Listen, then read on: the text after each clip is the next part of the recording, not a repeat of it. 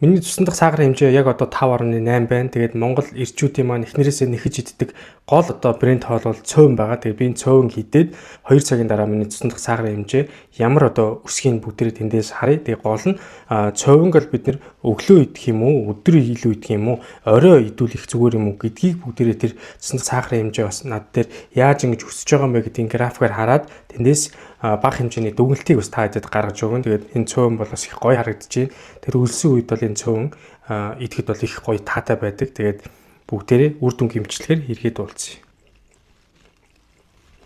За би цөөн идэх үед бол миний цусны дах сахарын хэмжээ 5.7 мм гэж байна. За 2 цагийн хугацаанд ингээ ажиглаад үзэхэд хамгийн дээд тутамд 10.6 мм гэж өндөрслөө. За нэгдүгээр тэгвэл өдөр тутамдаа бас цөөн гэдэг хоолыг бити байнга хэрэглээрэй. За хоёрдугаар орой хоолн дээрээ бас байнга бити сонгож хэрэглээрэй. За учир нь орой хоол бид нэг ингээ энерги бага цацуулж байгаа учраас асар их энерги агуулсан илчлэгтэй хоолыг идээд унтж байгаа учраас таргалт гэдэг зүйл үсээд энэ маань явандаа цусны дах сахарын хэмжээ өндөрсөх эрсдлийг бол бий болгоод өгчдөг.